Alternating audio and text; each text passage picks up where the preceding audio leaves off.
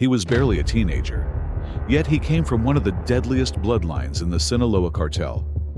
The son of a fallen cartel boss, the nephew of two feared enforcers, men whose names, M1 and JT, still make people lower their voices. The boyfriend of a drug lord's daughter, and a boy raised in the long shadow of Mayo Zambada. For most kids, childhood means school, games, and scraped knees.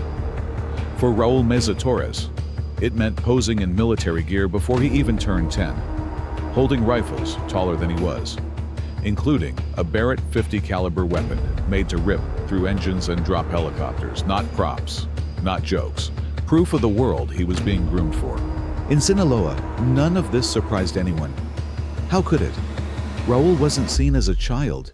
He was treated as an heir, a successor being molded quietly by a family built on loyalty, violence, and a legacy that demanded he follow the same path. And that brings us to the question that still haunts investigators. How does a 15-year-old born into money, comfort, and privilege become one of the youngest gunmen the Sinaloa Cartel ever unleashed? What pushes a kid toward armored convoys, standoffs with police, and decisions that should never belong to someone his age? This is the hidden file of César Raúl Meza Torres, El Mini 6, a privileged narco prince shaped by a dynasty of killers, and a teenager ultimately swallowed by the legend he tried to live up to.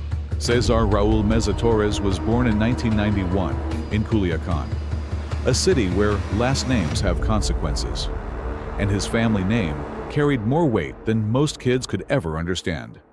His father, Raúl Meza Verdugo, LM6, moved in the same circuits where decisions weren't made in offices, but in quiet rooms with armed men standing nearby. On his mother's side, the roots wound even deeper. Two of her brothers, Manuel LM1 Torres and Javier LJT Torres, were known inside the cartel not for their words, but for the chaos that followed their footsteps. Raúl didn't grow up next to power. He grew up inside its walls. People in Sinaloa sometimes joke about narco royalty, but for families like his, it wasn't a joke. Everyone knew who the Meza Torres clan was, and every connection seemed to push him closer to the center of things. His sister Adriana would later be linked to Ovidio Guzman, one of El Chapo's sons, another thread tying the family into the web of Sinaloa's hierarchy. For Raúl, this wasn't a world he entered later in life. It was the air he breathed before he understood what it meant. Most boys his age were busy trading stickers or playing video games. Raúl, meanwhile, appeared in photographs wearing tactical vests and gripping rifles that nearly reached his height. He didn't look like a child pretending to be a soldier. He looked like someone being guided, bit by bit, toward an identity waiting for him. Those images weren't done for laughs. They were part of the environment, almost as ordinary as school pictures for everyone else. And the adults in his life didn't seem surprised by any of it. In Sinaloa's world, weapons weren't symbols. They were language. Yet Raúl didn't grow up deprived. Quite the opposite. There were cars extending far beyond what a teenager should have access to. The newest phones, parties filled with kids living years ahead of themselves. But comfort in Culiacán has a cost, and it usually arrives in the shape of an enemy you didn't expect. In 2007, when Raúl was 15, that cost came abruptly. His father was killed during clashes involving rival factions and the military. The truth behind his death remains blurred even now, but one fact landed harder than anything else. Raúl's childhood ended the same day. At the funeral, a corrido written for his father captured the moment in a line people in Sinaloa still remember. A fighting rooster died, but he left behind a little chick. I'm off to rest. Raulito takes charge now. For outsiders, it might sound poetic, but in Sinaloa, it read like a public handover, a message carved into a song. And Raúl absorbed it, not dramatically, not loudly, just in the small choices he made afterward. Shortly after his father's death, he began dating Teresa Zambada Niebla, daughter of El Mayo Zambada. To most people, It would have been teenage romance. To those who understood the world around him, it meant something entirely different. For a 15-year-old trying to find his footing after tragedy, dating into one of the most powerful families in the cartel only confirmed what everyone had whispered around him for years. He wasn't just M6's son. He was expected to become part of the machinery. By then, Raúl wasn't hanging around cartel members just because they were relatives. He was riding in armored trucks, watching decisions being passed down, learning the tone of command. Locals started calling him El Mini 6, and the nickname stuck faster than anyone expected. It was part joke, part prophecy, and Raúl didn't shy away from it. He leaned in. Then came early social media. It was a new space, and Raúl treated it like a stage. While regular teenagers posted blurry photos with friends, his profile filled with images of himself holding gold-plated rifles, posing next to bullet-riddled cars, or standing with high-caliber weapons like the Barrett 50. One photo after another carved out a persona that spread far beyond his circle. Some admired him, others worried. But almost everyone paid attention. That attention fed into something inside him. Confidence? Maybe. Recklessness? Definitely. And his first major run-in with the law came not long after. In October 2007, Raúl and two teenage friends, including singer Arlie Perez, were cruising through Culiacan in a bulletproof SUV with no plates. When police stopped them, Raúl had no documentation to show. The vehicle clearly came from cartel hands. He was detained briefly, but pressure behind the scenes ensured he walked free.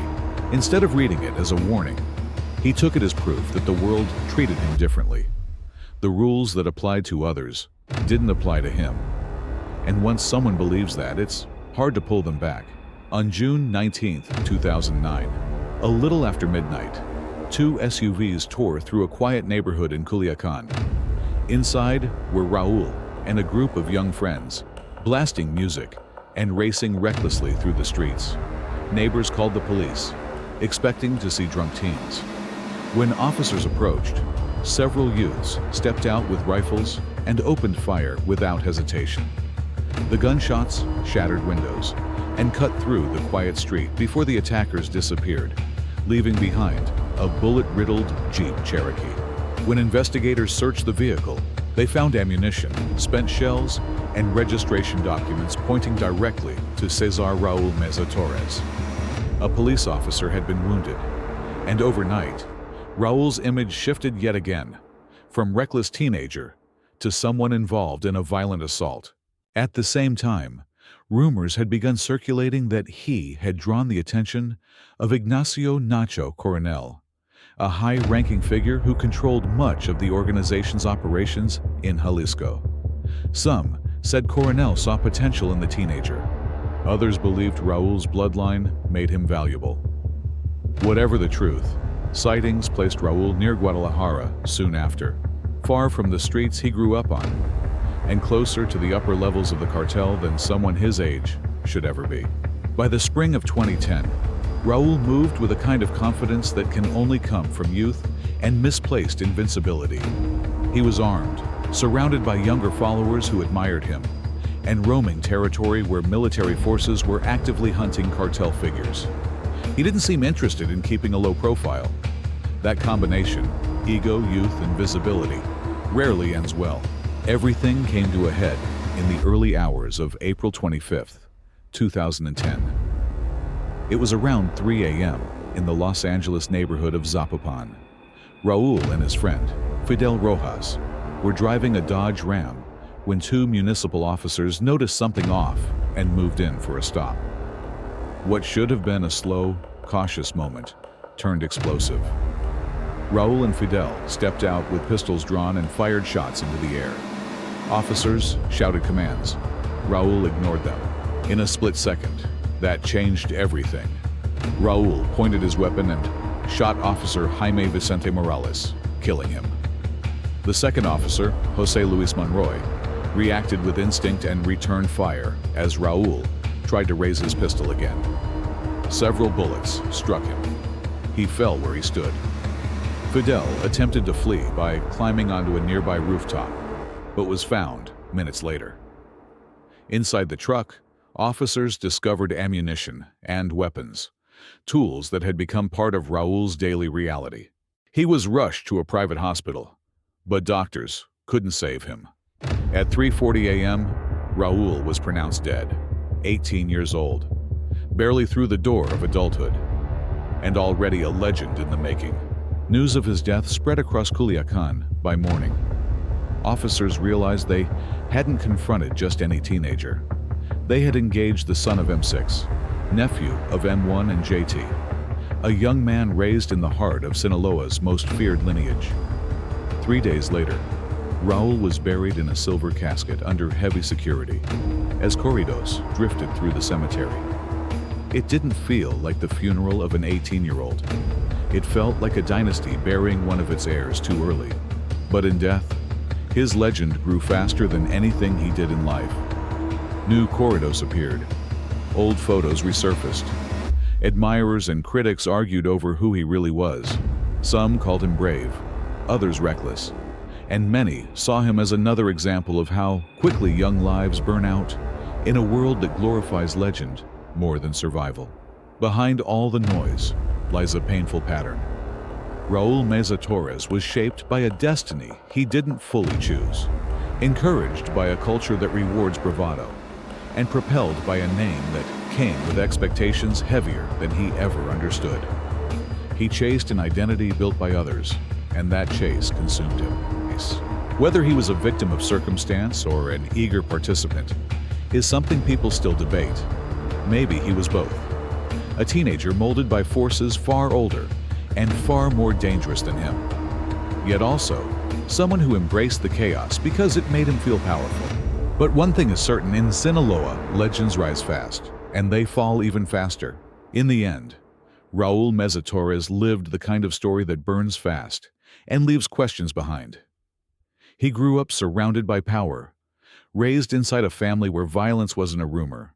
It was routine. And like many teenagers born into Sinaloa's hidden world, he carried a last name that opened gates while quietly closing every exit. The legend built around him, El Mini 6, promised status, respect, a place in a hierarchy older than him. But legends tend to demand more than they ever give back.